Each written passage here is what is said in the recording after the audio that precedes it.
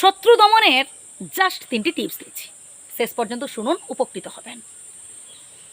আমাদের আশেপাশে এমন বহু মানুষ থাকে যারা সামনে প্রশংসা করে আর পেছনে ক্ষতি করার চেষ্টা করে। আবার কেউ কেউ একেবারে ডিরেক্টলি শত্রুতা করে।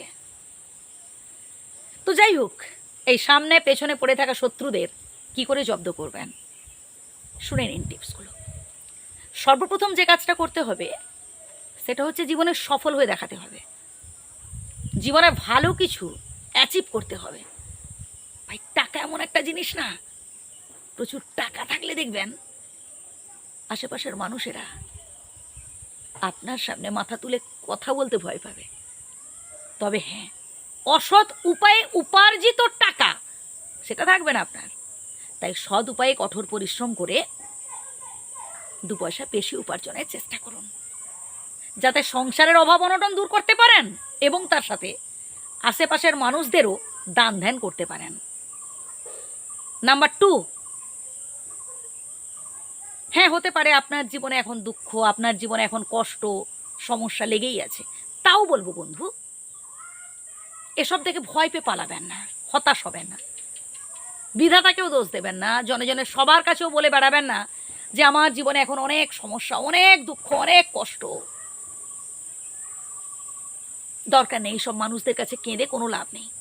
এর থেকে বেটার নিজেকে মোটিভেট করা, নিজেকে স্ট্রং রাখা। আমরা অনেকেই প্রথম স্যালারির টাকায় বন্ধুদের সাথে পার্টি দেবো ভাবি। কজন ভাবি জীবনের প্রথম ইনকামের টাকাটা বাবা মায়ের হাতে তুলে দিতে?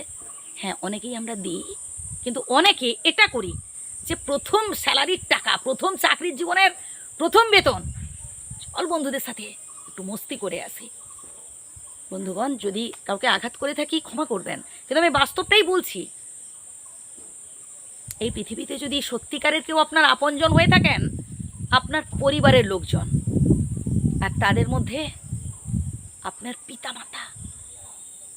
পিতামাতার পর যে মানুষটা আসলে আপনার শুভাকাঙ্ক্ষী, আপনার স্ত্রী বা একজন স্ত্রীর তার স্বামী।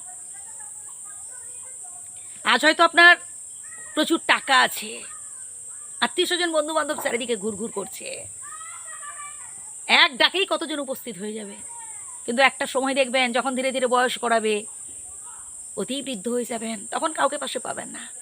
তখন এই স্ত্রী আপনার পাশে থাকবে, বা একজন স্ত্রীরও তার পাশে থাকার জন্য শুধুমাত্র তার স্বামী আছে। হ্যাঁ, ছেলে মেয়ে সন্তান সন্ততি হচ্ছে ফ্যামিলিতে অনেকজন থাকবে, কিন্তু মনের দুটো কথা শুনবার মতো কারোরই সময় থাকবে না। তাই যে সম্পর্কে আপনি আবদ্ধ আছেন সেই সম্পর্কটাকে মজবুত করার চেষ্টা করুন। ভালো থাকবেন, সুস্থ থাকবেন।